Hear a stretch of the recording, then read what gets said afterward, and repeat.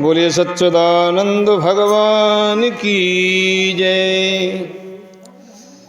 हाँ, गीता सार भाग 5। देखिए, रामायण के साथ साथ हम थोड़ी सी देर गीता को भी चलाते हैं। तो गीता भी एक ऐसा अद्भुत ग्रंथ है जिसको पढ़ा जाए, सुना जाए, समझा जाए, जिसका अनुसरण किया जाए तो जीवन बदल जाता है।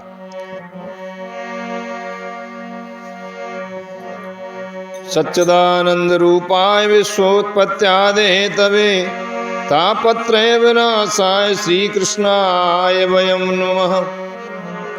नमो ब्रह्मण्य देवाय गौरामृताय जगताय कृष्णाय गोविंदाय नमो नमः। इस सृष्टि का अपना निजी नियत काल है, यानी कि सृष्टि की जब रचना हुई तो निश्चित समय के लिए हुई कि जब तक सृष्टि बनी रहेगी उसके बाद में सृष्टि का विनाश होगा।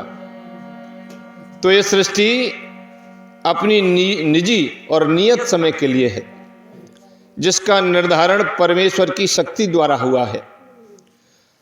और जब ये काल पूर्ण हो जाएगा, ये समय पूरा हो जाएगा, तो उस पूर्ण की पूर्ण व्यवस्था को इस क्षणभंगुर सृष्टि का विनाश हो जाता है।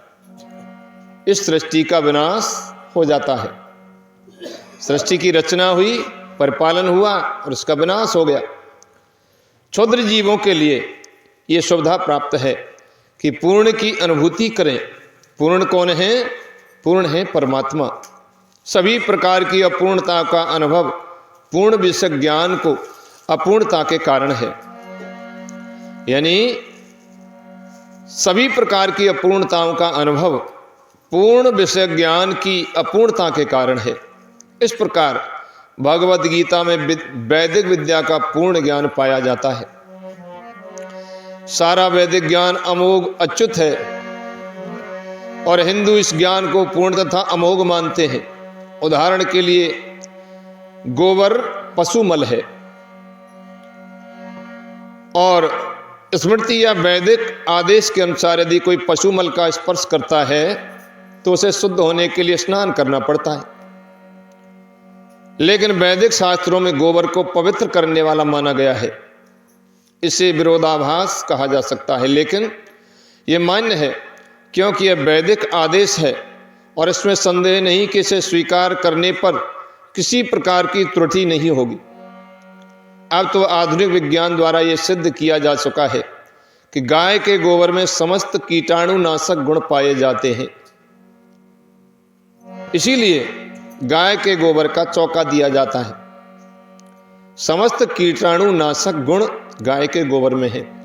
अतएव वैदिक ज्ञान पूर्ण है क्योंकि ये समस्त संशयों त्रुटियों से परे है और भगवद गीता समस्त वैदिक ज्ञान का सार है। वैदिक ज्ञान शोध का विषय नहीं है। हमारा शोध कार्य अपूर्ण है क्योंकि हम अपूर्ण इंद्रियों के द्वारा शोध करते हैं। हमारी इंद्रियां हैं अपूर्ण और इन अपूर्ण इंद्रियों के द्वारा पूर्ण कौन है? परमात्मा। इन इंद्रियों के द्वारा हम पूर्ण परमात्मा का शोध नहीं कर सकते हैं। हमें पहले से चले आ रहे पूर्ण ज्ञान को परंपरा द्वारा स्वीकार करना होगा।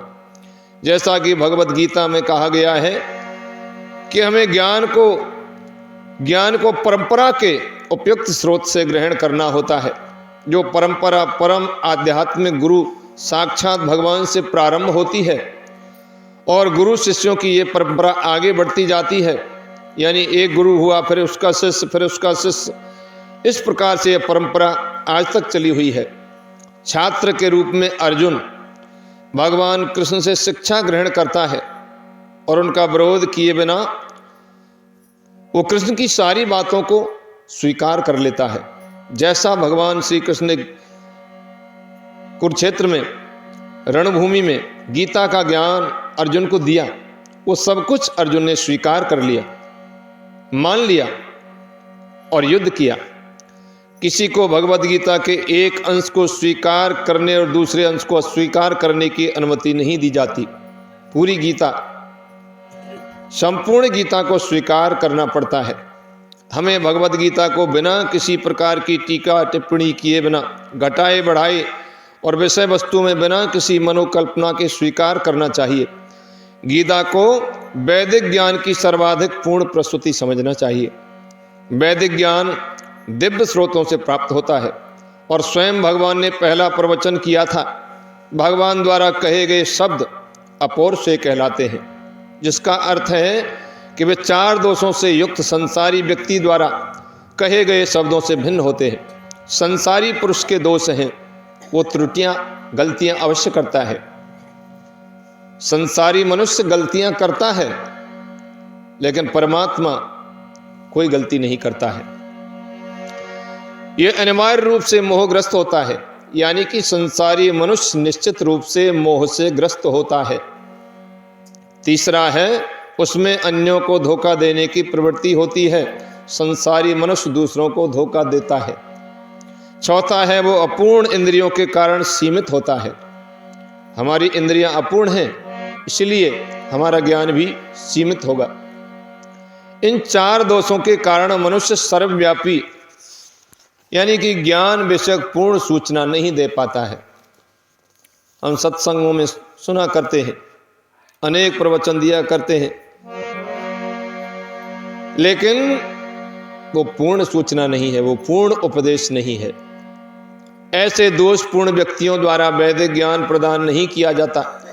इसे पहले प्रथम सृष्ट जीव ब्रह्मा के हृदय में प्रदान किया गया।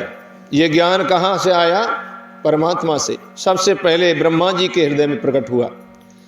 ब्रह्मा ने इस ज्ञान को अपने पुत्रों और शिष्यों को उसी रूप में प्रदान किया जिस रूप में उन्हें भगवान से प्राप्त हुआ था। भगवान पूर्ण हैं और उनका प्रकृति के नियमों के वशीभूत होने का प्रश्न ही नहीं है। अतएव मनुष्य में इतना समझने की बुद्धि तो होनी ही चाहिए कि भगवान ही इस ब्रह्मांड की सारी वस्तुओं के एकमात्र स्वामी हैं। यह मनुष्य इस संसार की किसी भी वस्तु का स्वामी नहीं हो सकता है। वे ही आदि सृष्टा तथा ब्रह्मा के भी सृजन करता है। ब्रह्मा जी को भी प्रकट करने वाले परमात्मा ही हैं।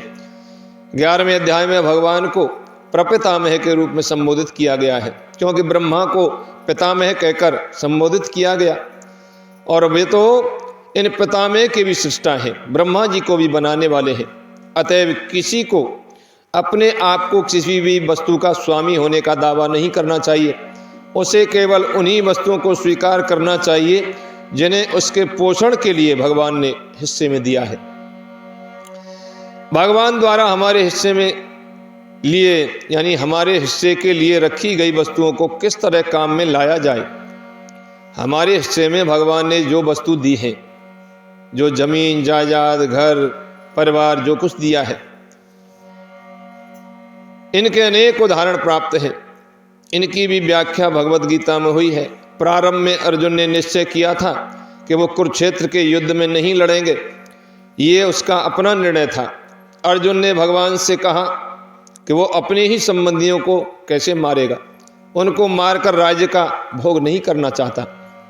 ये निर्णय शरीर पर आधारित था, क्योंकि वे अपने आप को शरीर मान रहा था और अपने भाइयों भतीजों और सालों पितामहों आदि को अपने शारीरिक संबंध का या विस्तार के रूप में ले रहा था। अतः वो अपनी शारीरिक आवश्यकताओं को तुष्ट करना चाह रहा था। भगवान ने भगवद गीता का प्रवचन इस दृष्टिकोण को बदलने के लिए ही किया और अंत में अर्जुन भगवान के आदेश अनुसार युद्ध करने का निश्चय करते हुए कहता है कि करिष्ये वचनम तब, मैं आपके वचन के अनुसार ही करूंगा। आप मुझे युद्ध करने की कह रहे हैं तो मैं करूंगा। इस संसार में मनुष्य बिल्लियों तथा कुत्तों के समान लड़ने के लिए नहीं है। कुत्ते बिल्लियों की तरह जैसे मनुष्य लड़ रहा है, ईर्ष्या कर रहा है, इसके लिए मनुष्य नहीं आया है। मनुष्यों को मनुष्य जीवन की महत्ता समझकर सामान्य पशुओं की भांति आचरण करना बंद कर देना चाहिए। ये पशुवत आचरण जो मनुष्य करता है उसको बंद करना चाहिए। मनुष्य को अपने जीवन के उद्देश्य को समझना चाहिए और इसका निर्देश सभी वैदिक ग्रंथों में दिया गया है, जिसका सार भगवद गीता में मिलता है। वैदिक ग्रंथ मनुष्यों के लिए हैं, पशुओं के लिए नहीं। एक पशु दूसरे पशु का वध करे तो कोई पाप नहीं लगता, लेकिन यदि मनुष्य अपनी अनियंत्रित स्वादेंद्रिय की तुष्टि के लिए पशु वध करता है तो वो प्रकृति के नियम को तोड़ने के लिए उत्तरदायी है। भगवद गीता में स्पष्ट रूप से प्रकृति के गुणों के अनुसार तीनों प्रकार के कर्मों का उल्लेख है, सात्विक कर्म, राजसिक कर्म और तामसिक कर्म। इसी प्रकार आहार के भी तीन भेद हैं। आहार यानी हम जो भोजन करते हैं, सात्विक आहार, राजसिक आहार और तामसिक आहार, इन सब का विशद वर्णन हुआ है। और यदि हम भगवद गीता के उपदेशों का ठीक से उपयोग करें तो हमारा संपूर्ण जीवन शुद्ध हो जाए, अंततः हम अपने गंतव्य को प्राप्त कर सकेंगे जो इस भौतिक आकाश से परे है। यद गत्वा न निवर्तन्ते तद्धामम परमं ममः। यह गंतव्य सनातन आकाश या नित्य चिन्मय आकाश कहलाता है। इस संसार में हम पाते हैं कि प्रत्येक पदार्थ क्षणिक है, यह उत्पन्न होता है, कुछ काल तक रहता है, कुछ गौण वस्तुएं उत्पन्न करता है, क्षीण होता है और अंत में लुप्त हो जाता है। भौतिक संसार का यही नियम है कि उत्पन्न होना, नष्ट हो जाना, जन्म होना और मृत्यु हो जाना। चाहे हम इस शरीर का दृष्टांत लें या फल का या किसी अन्य वस्तु का दृष्टांत लें, किंतु इस क्षणिक संसार में से परे एक अन्य संसार है जिसके विषय में हमें जानकारी है। उस संसार में अन्य प्रकृति है जो सनातन है। जीव को भी सनातन बताया गया है और 11वें अध्याय में भगवान को भी सनातन बताया गया है। हमारा भगवान के साथ घनिष्ठ संबंध है, हमारे भगवान है और भगवान के हम हैं। और जो कि हम सभी गुणात्मक रूप से एक हैं, सनातन धाम, सनातन भगवान तथा सनातन जीव। अतएव गीता का सारा अभिप्राय हमारे सनातन धर्म को जागृत करना है, जो कि जीव की शाश्वत वृत्ति है। हम अस्थायी रूप से विभिन्न कर्मों में लगे रहते हैं, किंतु यदि हम इन क्षणिक कर्मों को त्याग कर परमेश्वर द्वारा प्रस्तावित कर्मों को ग्रहण कर लें, यानी जो हमारी शास्त्र मर्यादा है, जो वेद शास्त्र पुराण भगवान ने किसी भी अवतार रूप में हमें जो उपदेश किया है, उनको हमें ग्रहण करना चाहिए, तो हमारी ये सारे कर्म शुद्ध हो जाते हैं। यदि हम शास्त्र विरुद्ध, मर्यादा से विरुद्ध होकर के कार्य करेंगे तो वो अमानवीय है, हमें पाप लगेगा। यही हमारा शुद्ध जीवन कहलाता है। शास्त्रों के अनुसार कार्य करें, मर्यादा में रहकर कार्य करें, तो ये ही शुद्ध जीवन है। परमेश्वर तथा उनका दिव्य धाम, ये दोनों ही सनातन है और जीव भी सनातन है। सनातन धाम में परमेश्वर तथा जीव की संयुक्त संगति ही मानव जीवन की सार्थकता है। भगवान जीवों पर अत्यंत दयालु रहते हैं क्योंकि वे उनके आत्मज हैं। भगवान कृष्ण ने भगवद गीता में घोषित किया है, सर्वयुनुषु अहम बीज प्रदा पिता, मैं सबका पिता हूँ। निसंदेह अपने अपने कर्मों के अनुसार नाना प्रकार के जीव हैं, लेकिन यहाँ पर कृष्ण कहते हैं कि वे उन सब के पिता हैं। अतएव भगवान उन समस्त पतित बद्ध जीवों का उद्धार करने और उन्हें सनातन धाम वापस बुलाने के लिए अवतरित होते हैं। भगवान का अवतार क्यों होता है कि बद्ध जीव जो इस संसार से बंधे हुए हैं, जो जन्म लेते हैं, मरते हैं, उनका उद्धार करें। उनका उद्धार करने के लिए और अपने धाम में वापस बुलाने के लिए भगवान का अवतार होता है, जिससे सनातन जीव भगवान की नित्य संगति में रहकर अपनी सनातन स्थिति को पुनः प्राप्त कर सके। भगवान स्वयं नाना अवतारों के रूप में अवतरित होते हैं या फिर अपने विश्वस्त सेवकों को अपने पुत्रों, पार्षदों या आचार्यों के रूप में इन बद्ध जीवों का उद्धार करने के लिए भेजते हैं। अतएव सनातन धर्म किसी सांप्रदायिक धर्म पद्धति का सूचक नहीं है। ये तो नित्य परमेश्वर के साथ नित्य जीवों के नित्य कर्म का सूचक है। जैसा कि पहले कहा जा चुका है, ये जीव के नित्य धर्म वृत्ति को बताता है। श्रीपाद रामानुजाचार्य ने सनातन शब्द की व्याख्या इस प्रकार की है, वह जिसका न आदि है और न अंत।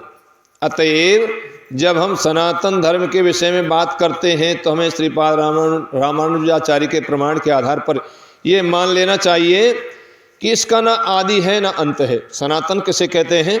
हम कहते हैं ना सनातन धर्म। तो सनातन का अर्थ है जिसका न कभी आदि है न कभी अंत है, ऐसा है हमारा सनातन धर्म।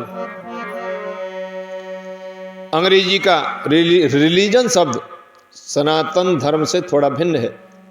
रिलीजन से विश्वास का भाव सूचित होता है और विश्वास परिवर्तित हो सकता है।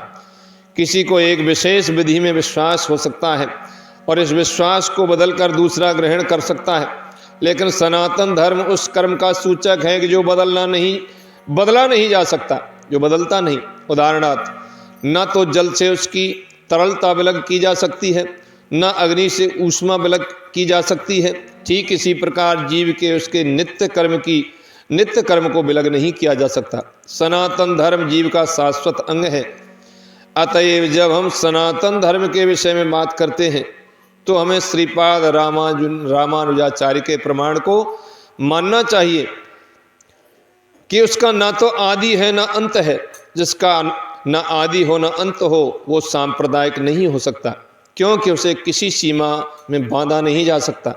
जिनका संबंध किसी संप्रदाय से होगा वो सनातन धर्म को भी सांप्रदायिक मानने की भूल करेंगे। किंतु यदि हम इस विषय पर गंभीरता से विचार करें और आधुनिक विज्ञान के प्रकाश में सोचें तो हम सहज ही देख सकते हैं कि सनातन धर्म विश्व के समस्त लोगों का ही नहीं अपितु समस्त ब्रह्मांड के समस्त जीवों का है। भले ही असनातन धार्मिक विश्वास का मानव इतिहास के पृष्ठों में कोई आदि हो, लेकिन सनातन धर्म के इतिहास का कोई आदि नहीं होता, क्योंकि ये जीवों के साथ शाश्वत चलता रहता है। जहाँ तक जीवों का संबंध है, प्रमाणिक शास्त्रों का कथन है कि जीव का न तो जन्म होता है न मृत्यु। गीता में कहा गया है कि जीव न तो कभी जन्मता है और न कभी मरता है, वो शाश्वत और अविनाशी है। ईश्वर अंश जीव अविनाशी, और इस क्षणभंगुर शरीर के नष्ट होने के बाद भी जीव नहीं मरता है, वो रहता है। सनातन धर्म के स्वरूप के प्रसंग में हमें धर्म की धारणा को संस्कृत के मूल शब्द के अर्थ से समझना होगा। धर्म का अर्थ है जो पदार्थ विशेष में सदैव रहता है। हम ये निष्कर्ष निकालते हैं कि अग्नि के साथ उसका यानी ऊष्मा और प्रकाश सदैव रहता है। जहाँ अग्नि रहती है वहाँ ऊष्मा का अर्थ होता है अग्नि की गर्मी। अग्नि पर हाथ पैर रखेंगे तो जलाएगी, ये अग्नि का गुण है। और प्रकाश भी अग्नि के साथ में ही रहता है। ऊष्मा और प्रकाश के बिना अग्नि शब्द का कोई अर्थ नहीं है। वो अग्नि थोड़ी है जो हाथ को नहीं जलाए, जिसमें गर्मी नहीं हो, जिसमें ऊर्जा नहीं हो, जिसमें प्रकाश नहीं हो। इसी प्रकार हमें जीव के उस अनिवार्य अंग को ढूंढना चाहिए जो उसका चिरसहचर है। ये चिरसहचर उसका शाश्वत गुण है और ये शाश्वत गुण ही उसका नित्य धर्म है। जब सनातन गोस्वामी ने श्री चैतन्य महापुरुष से प्रत्येक जीव के स्वरूप के विषय में जिज्ञासा की तो भगवान ने उत्तर दिया, जीव का स्वरूप या स्वाभाविक स्थिति भगवान की सेवा करना है। और सेवा यानी भगवान की सेवा करना। भगवान की सेवा कैसे की जाती है? भगवान की सेवा का अर्थ है कि भगवान ने जो कुछ गीता में, रामायण में, उपनिषदों में, श्रुति स्मृति, वेदों में जो कुछ कहा है उसको हम माने, उसका पालन करें, यही भगवान की सेवा है। भगवान से प्रेम करें, यही सेवा है। और भक्ति किसे कहते हैं? सेवा को ही भक्ति बताया गया है। भगवान की सेवा करना ही भगवान की भक्ति है। मेरा वही है जो मेरे अनुशासन, मेरी आज्ञा का पालन करे। भगवान की आज्ञा का पालन करना ही भगवान की भक्ति है। और भगवान की आज्ञा के विरुद्ध हम चलेंगे तो हम भक्त नहीं हैं। हम भक्त तभी माने जाएंगे जब हम भगवान की आज्ञाओं का पालन करेंगे। गीता में जो कुछ उपदेश है, भगवान की आज्ञा है, उसका पालन हम करेंगे तो हम भगवान के भक्त हैं। रामायण में जो भी उपदेश हैं, उन उपदेशों का हम पालन करेंगे तो हम राम भक्त हैं। सारी जिंदगी रामायण पढ़ते पढ़ते, गीता पढ़ते पढ़ते निकल गई, लेकिन राम नहीं बन पाए। रामायण का अर्थ है, रामायण का पढ़ने का अर्थ है कि हम राम जैसे बन जाएं। गीता का पढ़ने का अर्थ है कि गीता पढ़ते पढ़ते हम श्री कृष्ण जैसे हो जाएं, कृष्णमय हो जाएं, तो हमारा रामायण और गीता पढ़ना सार्थक होगा। वरना रोजाना रामायण होती हैं, गीता पाठ भी होता है, लेकिन कोई असर नहीं होता है। अब सत्संग हम करते हैं तो सत्संग करना तभी सार्थक है जब हम सत्संग की बातों का अनुसरण करें, सत्संग की बातों को मानें। अतः भगवत गीता एक ऐसा ग्रंथ है, यदि इसको हम नित्य पढ़ेंगे, नित्य इसका अनुसरण करेंगे और इसकी बातों को मानेंगे, तो निश्चित रूप से हमें श्री कृष्ण की प्राप्ति हो जाएगी। और जब तक हम नहीं मानेंगे, केवल पढ़ेंगे पढ़ेंगे, पढ़ना भी ठीक है क्योंकि भगवान का नाम लिया जाता है, लेकिन पढ़ने के साथ साथ इसका अनुसरण करें। ये जो कुछ उपदेश गीता रामायण हमें देती है, उसके अनुसार अपने जीवन को ढालें, तो निश्चित रूप से हमारा कल्याण हो जाएगा। और इसी के लिए भगवान श्री कृष्ण ने अर्जुन को यह गीता का उपदेश दिया था। अर्जुन तो उनका सच्चा शिष्य था। यदि अर्जुन जैसा शिष्य और भगवान श्री कृष्ण जैसे गुरु मिल जाए तो थोड़ी देर में कल्याण हो जाए, लेकिन ना तो गुरु ही उपलब्ध है और ना शिष्य ही उपलब्ध है। सब चाहते हैं कि हम ऐसे हैं, जैसे हैं वैसे ही बने रहें और हमें भगवान के दर्शन हो जाए, तो ये तो संभव नहीं है। हमें बदलना पड़ेगा। हमें अपनी बुद्धि को, अपने मन को, अपने आचार विचार को बदलना पड़ेगा। और बदलने के लिए रामायण, गीता, सत्संग इत्यादि का हमें, किसी महापुरुष का हमें अनुसरण करना पड़ेगा, तो ही हम बदल सकते हैं और अपना कल्याण कर सकते हैं। तो आज का गीता सार का प्रसंग यहीं तक। बोले वृंदावन बिहारी लाल की जय।